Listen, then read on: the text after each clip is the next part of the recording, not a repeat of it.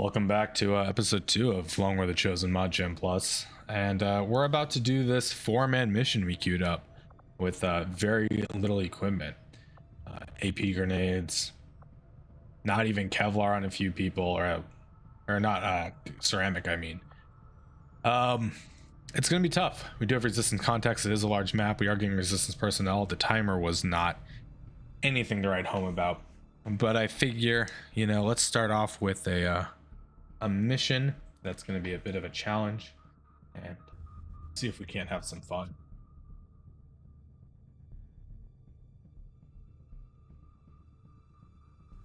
For those curious, I do have my lovely cat looking at me wanting some attention. Peach is really the star of the streams. And hopefully the loading screens aren't here too long.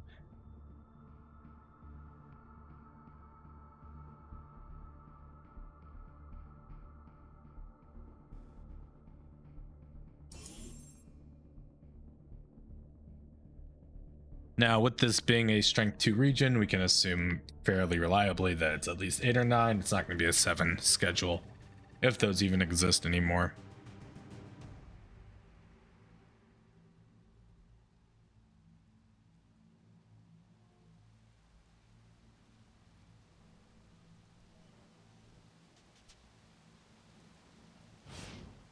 Wow, evac is way back there.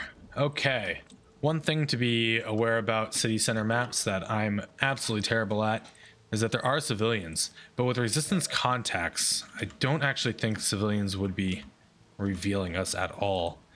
Finding a first pod early is actually really good for us because we are going to need to take engagements that we can kill quickly with and keep moving forward. 2 of those people not having armor will be nice if we need to expend an AP grenade with the limited amount of AP grenades that we actually have. I need to be a little bit conservative about where I use those. So this probably is just a force reveal mop up and save the AP grenade for the next group. Stealth is a crutch when you only have 3 people. Ooh, but corrections can actually go into a position we could get spotted and we could keep our stealth, though I don't know how good that's going to be. I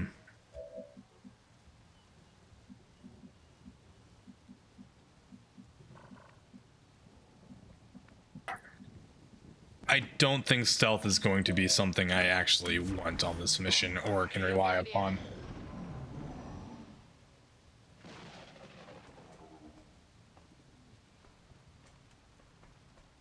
Not spotting me though is a surprise there, because as I was saying, I don't want this to get away from me.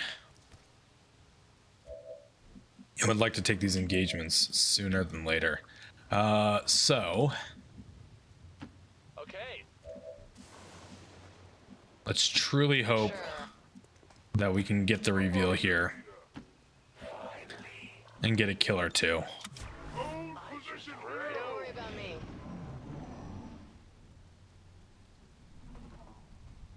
Perfect.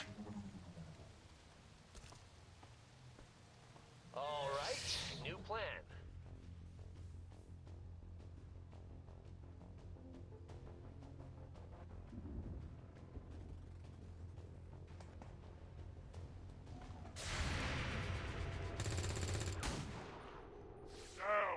Oh, this is so frustrating. You see, this is what I don't get about you bad guys.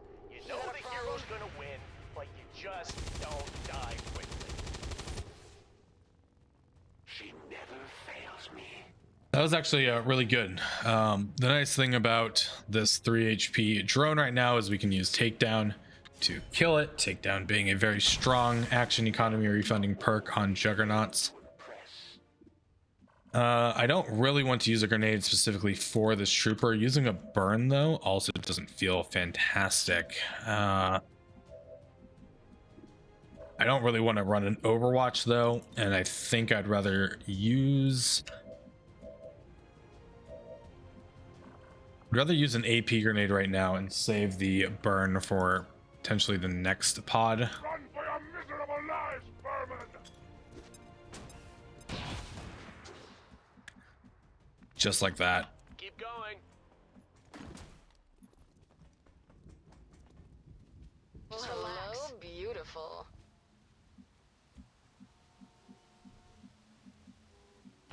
All right. Limited amounts of Overwatch going into the next pod engagement. Yellow alert against our Juggernaut is definitely a concern. We hear them opening a door, so let's see if we can't find where that door is. It could have been the cell door even. They might be in the cell. No problem. If that doesn't trigger, which it doesn't, means I'm not going to actually open this up until we are in a better position to engage with some Overwatch and proper engagement next turn. Because we have a couple people who have things like Warden's Advance to push forward.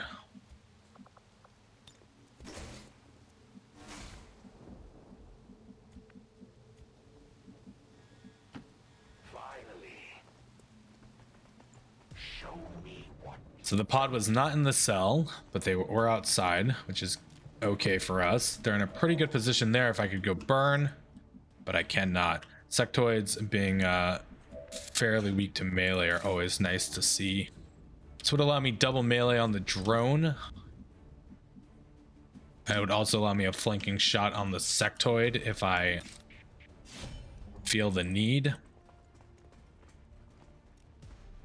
Wanna go shopping? That was a big crit. Dead. Oh, that's pretty. Let's see if we can hit the 67 here. Oh man, Karuka. And yes, the cell door was opened by them at some point. That would kill the sectoid. Let's see if we can't kill the trooper then as well.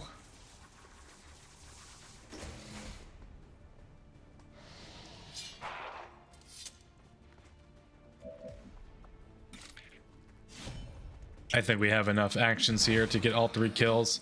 So this still leaves us with 2 AP grenades, I believe, and a flamethrower. Pretty sweet, huh? We are still going to need to hack the door. I don't have anyone who's a dedicated hacker. So I'm going to use you to hack the door. And grab that, apparently. And I know the last civilian was outside here, so let's go on Overwatch. And just wait for next turn to start moving out.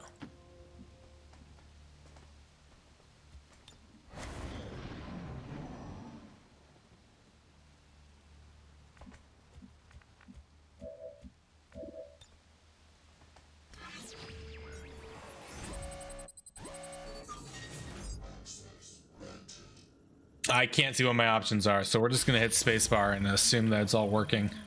Not like we really have a chance at either. Silly corrections. Okay, so no idea where the last pod is. Let's bring Summers out here. Grab a civilian.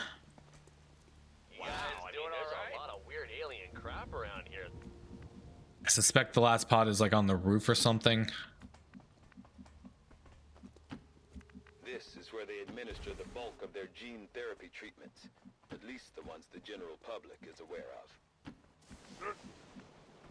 We would like to just keep moving at this point, All right. as we do have quite a journey to get back to the evac zone.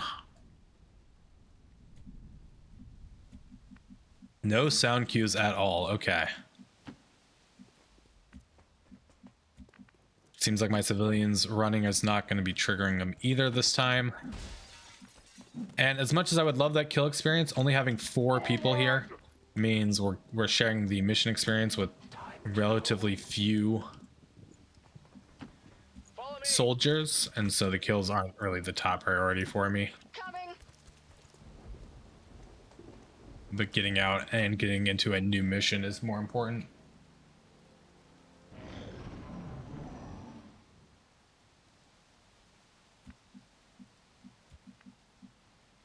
Just keep running. I mean, I guess in theory there could be a pod out this way, which would be a damn shame if that were the case with all our double moving. But I do think it's kind of unlikely that that is the case. Let's keep going.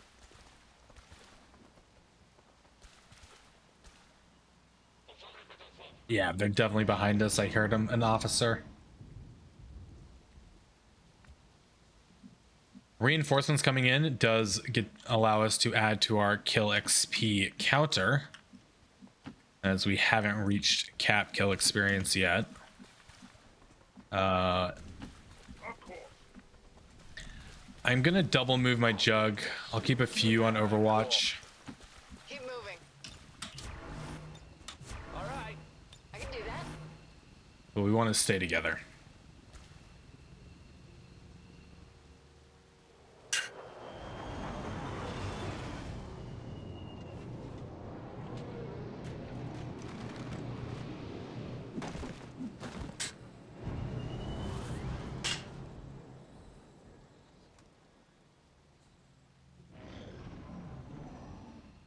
And you know, if the RNF is not going to trigger on us, once again, we're not going to worry. We're going to keep pushing our way towards evac, complete our objective, and get on another mission.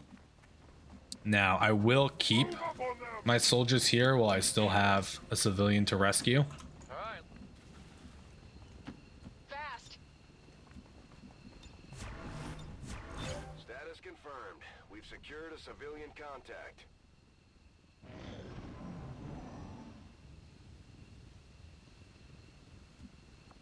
And out we go. You know, for a 4-man mission, we take these.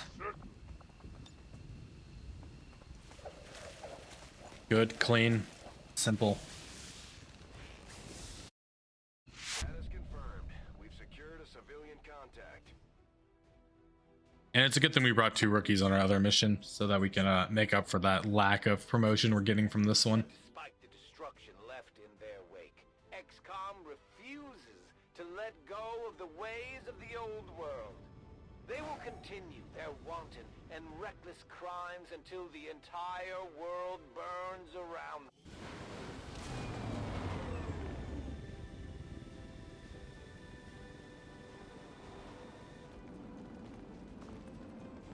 Everyone getting a promotion is fantastic. Finding 3 civilians gives us some supplies.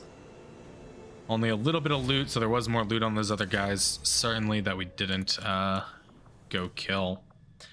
Promotions. Warden.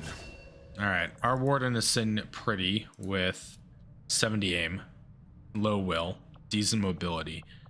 Nothing on the XCOM row really screams out pick this, except maybe Stiletto. Lightfoot is always very good. I think I'm probably going to go with the typical build I do, which is Parting Strike, Combatives, Premonition, and then figure out what we do up here. I do like Warden's Tide. I think this can be really valuable in some clutch situations.